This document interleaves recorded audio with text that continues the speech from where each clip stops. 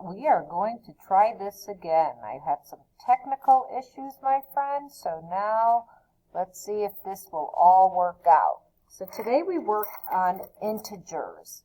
Actually, real-world integers is the name of the homework, but integers is what you're being introduced to. Integers, don't overthink it. It's not that difficult. Integers are whole numbers and their opposites.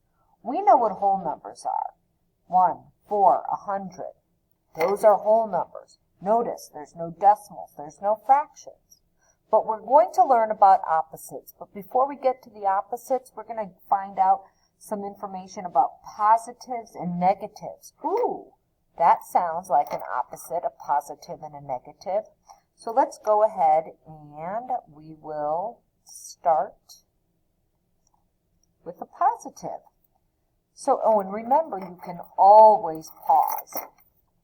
So positives have no negative sign in front. So I know that sounds weird as far as a definition, but the definition will be seen when we look at all this. You can use a positive when you're writing a number. So like I said, 1, 4, 100.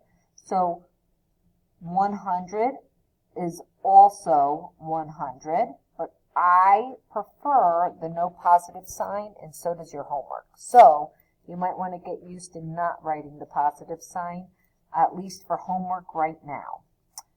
And here is another way to explain what positive numbers are. When we look at a number line, all the numbers to the right of 0, they're all positive. 1, 2, 3, 4. And I didn't write that plus sign beforehand. Well, that's a horizontal number line, but what about a vertical number line? Well, all the numbers above 0 are considered positive. This kind of sort of looks like a thermometer, doesn't it, when you look at it? So anything above 0 would be a positive number. Now, let's look at the opposite of the word positive. Let's take a look at negative numbers. Negative numbers, well, guess what? They have a negative sign in front of the number. So if I were to say -4, it would be written as that minus looking sign, which it is, and a 4, -4. Now, let's take a look at we had our horizontal. So let's look at our horizontal for negatives. All the numbers to the left of 0 are negative. Look at my number line.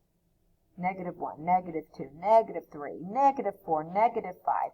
I had to make sure I wrote that negative in front of it. If I do not, it will not be the right number.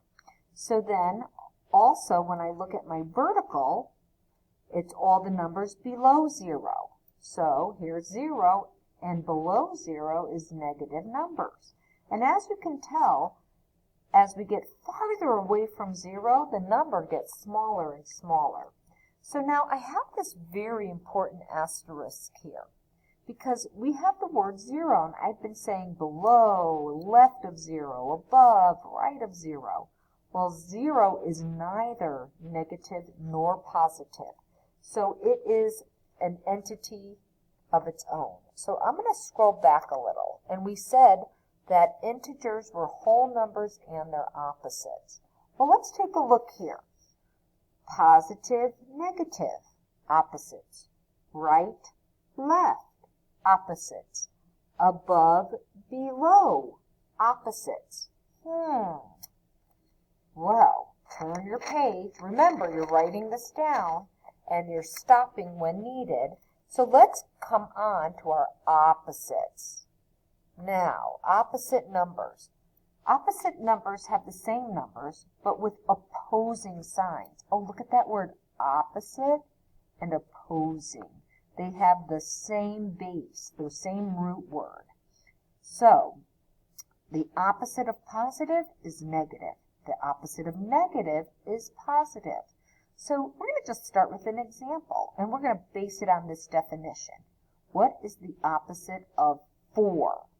So when I look here at this, the same number, so we take 4, with an opposing sign. Well, if there's no sign, it's positive. Therefore, I make this negative. So let's look over here at this next one. Oops, I have some stuff written down that I wanted to erase, so I'm going to do that super duper quick. Okay. So here we go. And I'm going to try to use green. Let's see if that'll work. This says, what is the opposite of negative 2? Yes, that is not a mistake. Opposite of the opposite. This was just the opposite. So here's what we do. First, we start with locating number negative 2 on our number line. So here's negative 2 on our number line. And I'm going to put a 1 here because that's the first thing we're going to do. I don't know if that green's working for me. So let's go to purple instead. So here's 1. Ooh, green and purple. Those are my two favorite flavors for a snow cone. Okay, so here's the first thing I do is I plot my negative 2. And then I find the opposite of negative 2. So I'm going to go all the way over here. And there's my opposite of negative 2. But then it says I want to find the opposite of the opposite. So that's the opposite. And I'm going to find the opposite of that number.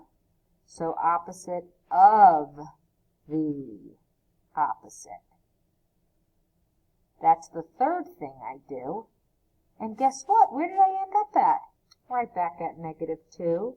So what is the opposite of negative 2? It's the negative 2. So what I can come up with and determine from that is that the opposite of an opposite is itself. Okay, we'll get more into that as we move along. Okay, keywords. Now, guess what? There are keywords that help us determine whether something is positive or negative. And these are keywords that happen in the real world.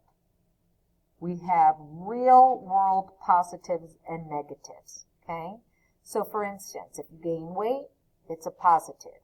Your scale goes up. If you lose weight, it's a negative. It's a loss. Your scale goes down. A profit means that you're increasing how much money you have in a business. So your money goes up. But if you spend that profit, your money goes down. So it is negative. Now, if we increase speed on our bikes, riding or driving in a car, we are in the positive range. It's going up.